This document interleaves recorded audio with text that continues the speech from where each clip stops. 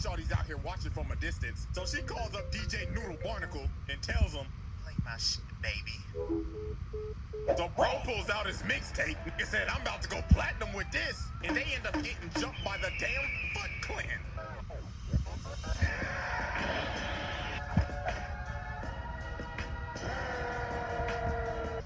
Alrighty, ladies and gentlemen, it is time to return once again to the round table of Black Air Force activity, a series that we observe and analyze 2D niggas going to beat the shit out of other 2D niggas for our joy and entertainment. And ladies and gentlemen, without wasting time, I'm gonna just go ahead and tell you. Today we is going over one of the coldest niggas to ever grace a manga panel in animation itself. And not to mention the nigga's riz is unspoken.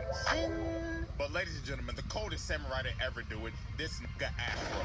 I mean, come on, y'all. This man was so cold, they had to get Samuel L. Jackson to voice this nigga. I mean, what more evidence do you need? I mean, I'm still gonna do the trial and shit, but y'all already know we got the evidence on deck, so strap in, get some popcorn, and without further ado, Exhibit A.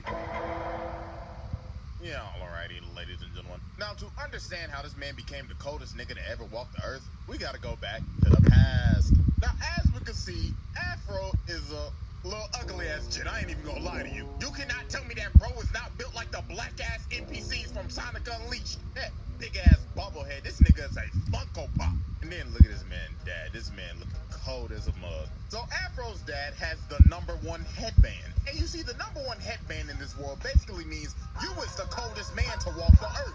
You is him.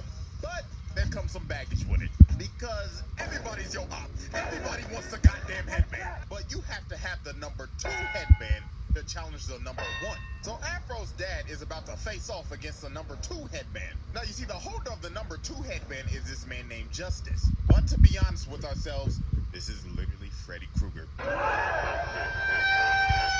Bro decided to make a guest appearance. So this man Freddy wasted no time. Bro pulled out the dual revolvers and started blasting. But that man Afro's dad was the coldest man on the earth for a reason. He started blitzing bro. Had this man on his heels tiptoeing back to Elm Street. So as he has bro right where he wants him, he goes in for the kill shot. But unfortunately, Freddy had tricks up his sleeves. He decapitates this nigga right in front of his son. Fatality. And then this man picks up his head, takes off the #1 headband, and throws it at this little nigga. He said, "Here's your nappy-headed ass daddy head, boy." So then he walks up to Afro, this traumatized kid that just saw his dad's head get cut off, and he says, "Ooh, it's unfortunate you had to see that little nigga. But it's all good though. Cause guess what? Fair to what? We are packing the air, this gas or what? Still be alive right now if you nigga. It's a pack watch on Elm Street, nigga." So after Afro just witnessed Freddy Krueger put his dad in a pack and smoke it right in front of his face, his quest for revenge began. Now I ain't gonna lie, the man went through some tough times. Bro got jumped by some bandits while they was playing with his dad's skull. Bro said, "Fetch little nigga," and sends him flying and leaves him for dead. But he ends up getting found by Gino and Otsuru, and he ends up getting raised in a sword-fighting orphanage and trained in sword fighting under his master, who is going to be very important later on. So one day, Afro's out with Gino and Otsuru selling some fruit, and he ends up overhearing these dudes talking about, "Hey, so is #2 really back in town?" "Yeah, man, apparently he's back from smoking all the ops." So this man Afro overheard this, and he decided, I'm gonna go jump this nigga. So later on, he runs up on bro, beating some cheeks in the room. Hey, yo, what the fuck? And runs up on him like, "Wait, #2, nigga." And bro's like, "Hey, bro, chill. You see me busy up in here, don't you?" Yeah, fuck all that. Her booty stank anyways. Where's #2, nigga? So bro tried to pull out the strap, but Afro slits his throat, makes his shorty pass out, and just straight up murders bro. Bro cock blocked the dude and killed him. But the dude wasn't dead yet, and basically gave him the Thanos speech, "You should have gone for the head," and murks himself. So later on, bro's crew ends up pulling up on Afro and all the kids, because they trying to slide back for they nigga. So they pull up on Afro and straight up surround him. They are really about to jump a little kid. They said, "We sliding for background character 384. So Afro said, "Alright, then bet." So he started drinking his lemonade, threw the lemonade at bro, and used it as a distraction to take his sword and decapitate bro. Spread his hot ass breath off in this dude's eyes, cut off dude's arm, makes this guy kill his own teammate, slices this grown-ass man in half, but then Gollum comes behind him and grabs him and starts saying, "My precious." But Afro headbutts him, bro misfires and gets a betrayal. But then this ugly bum right here ends up whacking him, this Pirates of the Caribbean reject looking motherfucker. Then bro starts stepping on him and saying, "Yeah, we slotted for our nigga Rich, cuh." But one of the kids ends up throwing a spear at him and cutting off his ear. This nigga's Mike Tyson. Then Afro jumps up and shoves this blade in bro's neck. But then Afro started saying, "Where's number 2?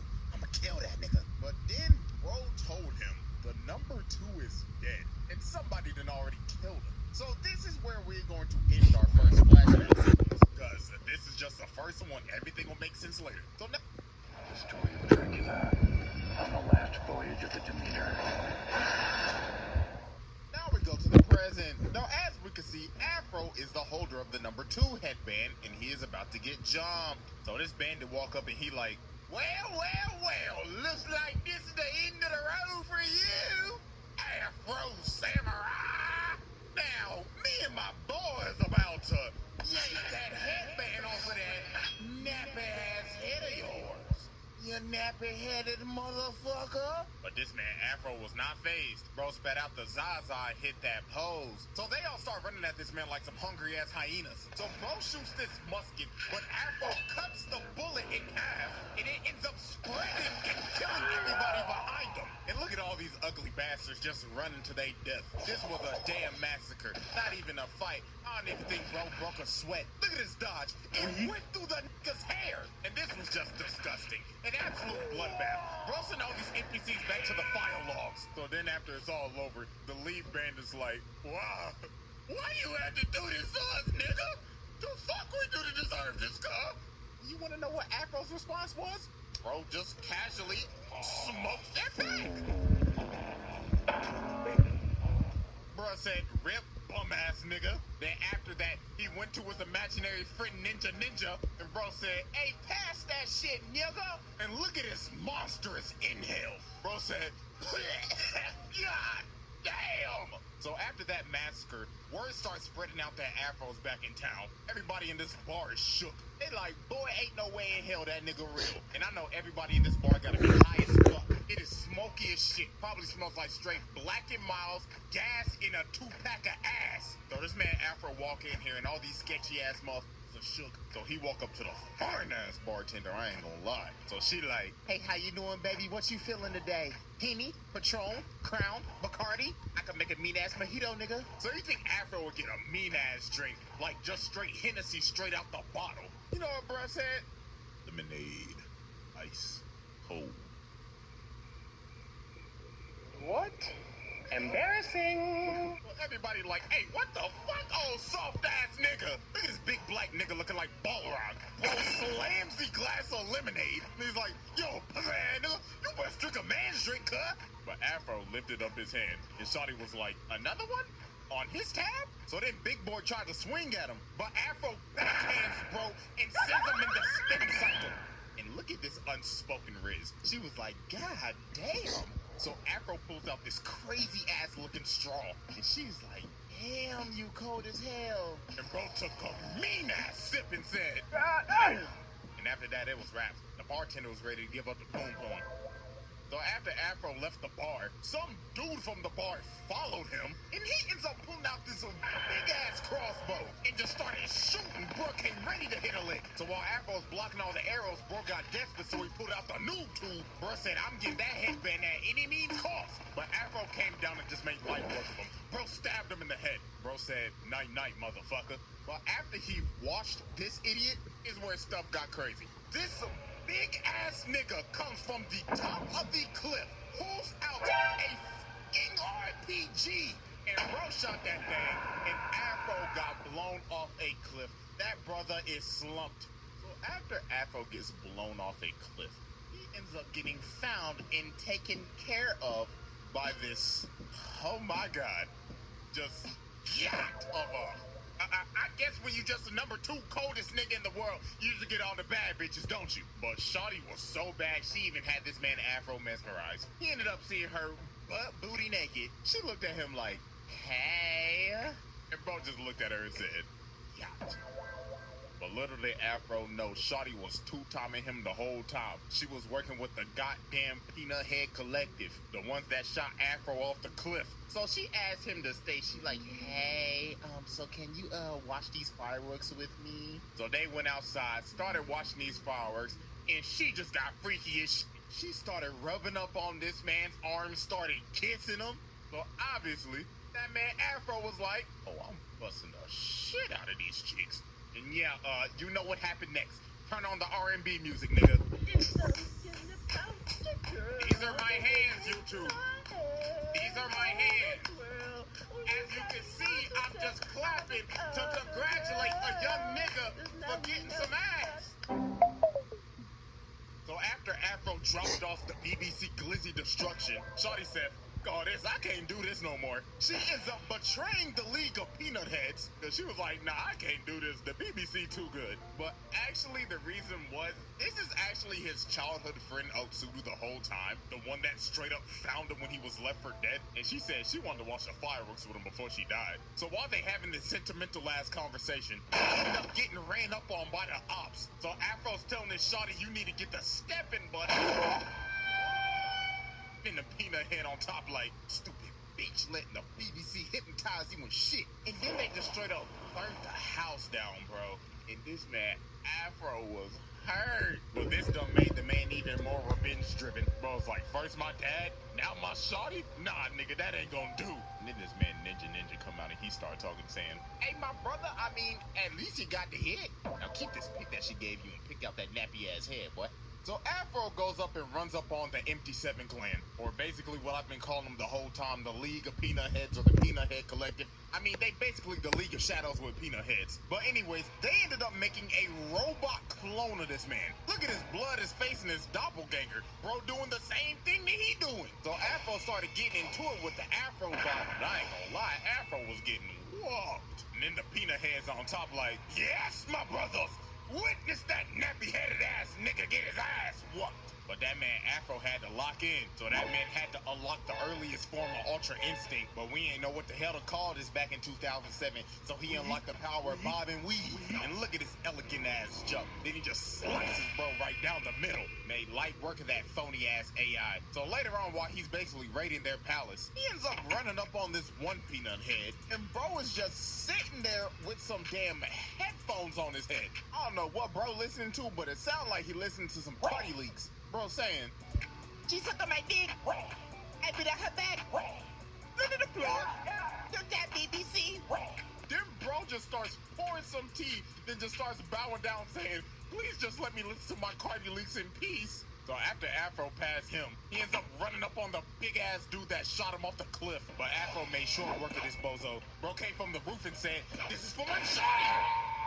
But then dude spawned more peanut heads from his backpack. This nigga is Cell, bro, just pooped out the Cell Juniors. So they straight up surround him. So this one run at him, but Afro shoves the sheath of the sword in his chest, and he just throws him at the other dude. And bro's like, oh shit, get off me, motherfucker! But Afro just picks up their sword and just makes a peanut kebab. So about 5 minutes later, he walks into this next room, and Blood right here think he playing Splinter Cell. Bro thinks he's camouflaging the bodies with his night vision, but this man probably had the most brutal death in this entire show. So he trying to sneak him, but then he looking in the thing, he like, wait a minute, where'd he go? Afro pokes this man's eyes out and shoves the thing in his eye socket. Oh my goodness. But nah, what's even more crazy, this damn Afro bot came back. So then they start having the fight of the century. This hoe goes up to Kingdom Come, and then they just start fighting while falling through the clouds. But that man Afro got a good stab on him, and the robot was like, oh shit, danger, danger. And Afro just slams the robot back into the palace. And then the sword comes down right into its head, and the robot ends up blowing a load. Pause, but literally, nigga said, that felt good. So after Afro cooked the entire League of Peanut Heads and spun back for his shawty, he ends up running up on a man with a teddy bear on his head. And he's like, I've been waiting a long time for this, Afro Samurai. This nigga is breathing and sounding like Darth Vader. This man Samuel L. Jackson must have loved that role as Mace Windu because this entire fight was a Star Wars reference. But this man Afro does not draw his sword and he just starts running away. And then he started getting cooked a little bit. So Teddy Bear Darth Vader's like, How dare you mock me, nigga? I mean, you're already one with the dark side, are you not? hey nigga, that's kind of racist. Why, you ignorant imbecile? I'm just speaking the facts. He jumps up and just slams him through this entire building. So then he ends up taking off the teddy bear mask. And this is his other childhood friend, Gino. So now we end up moving to our second flashback and how this man Afro actually got the number 2 headband. So do you remember his master that took him in and raised him and trained him in sword fighting? Yeah, Brody had the number 2 headband the whole time. But this man Afro said, I do not care if you are my master. I need that musty ass headband, nigga. And he's like, do you dare fight me, boy? I raised you. I was the father that stepped up. But all these bandits end up running up on them and all they students, because everybody wants that number 2 headband. But it was a literal bloodbath. All of Afro's friends just started dying. Gino got his back blown out. And then after this, his master turns around and he's like, Afro, do you want this fade? And of course Afro was like, yeah. So Afro just straight up offed his master. Bro said, you are not my dad. So that man Gino got up and he was like, Afro, what have you done? You're my brother, Afro. I mean, even though you're already on the dark side, you're supposed to destroy the Sith, not join them. My bad, cuz. And that man Gino fell off a cliff. After that day, Ninja was born to help Afro cope, and Gino was found by the League of Peanut Heads and turned in the Darth Teddy Bear. So after Afro sheds Ninja from his conscience because bro was like, I gotta tap in, Afro finally got serious and they started really scrapping. But this man Afro said enough of this bullshit and hits this man with a critical hit. That man really hit him with the, even though you was my brother, you could still get cooked. Rest in piss, bozo. So finally, after all the long years in the rampage this man has gone on, Afro is now about to slide for his pops. This man Justice, aka Freddy Krueger, just sitting here looking malnourished as fuck, looking like a dried sponge, starts saying, about damn time, little nigga. In all honesty, I was getting bored. But it looks like your black ass has finally came to spin for your pappy. So Freddy jump up and shoot him and told him, get ready to join your daddy, nigga. So this man just started blasting, bro. This nigga has an infinite mag. He hasn't reloaded once. But that man Afro got in close and cut off his arms. But this man Freddy said, you've fallen into my trap, dumbass. And it is finally revealed how this man killed Afro's dad. Bro has a third arm in his back. But Afro counters it and slits bro's throat, and that nigga's head is hanging on for dear life. But obviously, it's not that easy to kill Freddy. Bro reattaches his head and earthbends this nigga to heaven. So bro thinks he stabbed him through the head, but bro's aim is garbage. He stabbed him through the afro. So Afro comes down and shish kebabs this nigga. Fatality. And that man Afro finally became the coldest nigga in the land. For now. Alrighty, ladies and gentlemen. Now, as you can tell, that was a long-ass Exhibit A. Let's be honest with you, that's the only shit bro needed. But Exhibit B stands for bonus. I mean, come on, who doesn't want a little bonus exhibit from yours truly? So after you know the whole main story happens, there's a movie after this where some bad bitch comes and tries to fuck up this whole nigga's life, and she is also another one of Afro's childhood friends. Why is all of his childhood friends trying to kill him? So she ends up taking the number 1 headband from him and ends up resurrecting this man's dad. But what we are going to be focusing on is actually none of that. There is a certain fight in this movie that will deadass make you question your morals. And you will realize, even though this man Afro is the protagonist, This man is no damn hero. So since Afro lost the number 1 headband, Afro had to go and search for the number 2 again. So later on, while he's on his journey, he runs into some motherfucker looking like he just got off the set of Pocahontas kidnapping some kid. But obviously, bro started shitting bricks when he realized, oh shit, nigga, that's Afro. So bro tried to shoot him with his shorty, but that man got cooked in like 0.5 seconds. Blood got his face sliced off. So then this man's dad comes, and he's like, hey bro, I appreciate you saving my kid and everything, dude. Judging by your appearance, are you here for Rolling Loud, bro? What? You got to be. Come on, bro. Let's go get some drinks before the concert. And this man was not lying. While Afro was getting drinks with this man, these motherfuckers is dead ass having a music festival. Look at the dude right here, bro. Like, yo, y'all know what the fuck going on? It's your boy DJ Noodle Particle in this motherfucker. Make some motherfucking noise! I want all your bitches and niggas to get the fucking jumping. Let's get it! DJ Noodle, what? DJ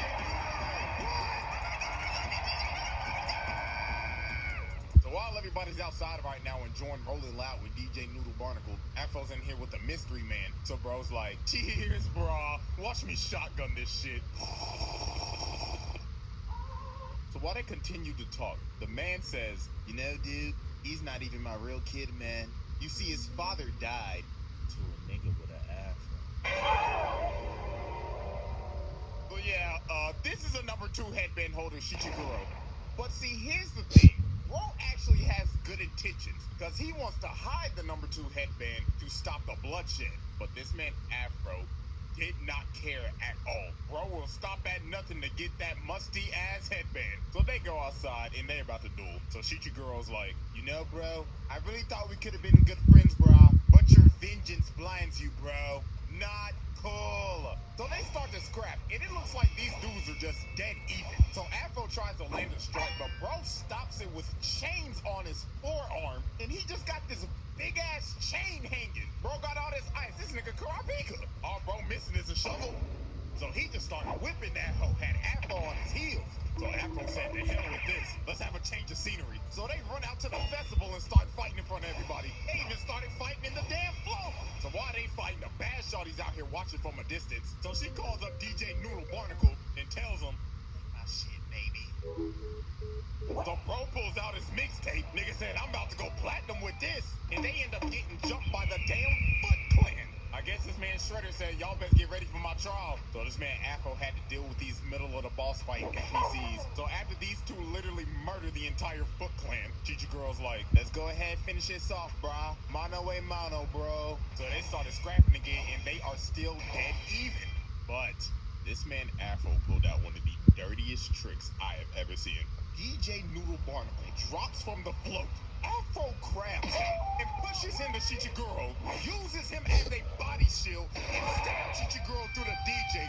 Bro, ain't no way this nigga just used DJ Noodle Barnacle as a body shield. And that man ended up killing Shichiguro and taking that number 2 headband back right in front of his son. This man Afro has basically killed both of this little kid's father figures. And before he left, he had to say a prayer for that pack. God is good. God is great. Let us thank him for this pack. Amen. And leaves this little ugly-ass boy with this terrible-ass haircut to grieve over his dead father. After the fight, you want to know what Afro did? But no. It actually gets crazier from here. So after this man basically killed his Frankenstein-ass father and got the number 1 headband back, the little boy ended up following him. And Afro mean mugs little bro and hands him the number 2 headband and tells him, come get it back in blood. He did this kid the exact same way Justice did him all those years ago. And the cycle of revenge continues. No, bro. This nigga's a demon. Well, that's a dark way to end off a video. Well, at least it can't possibly get worse than this. A little longer than a few minutes later.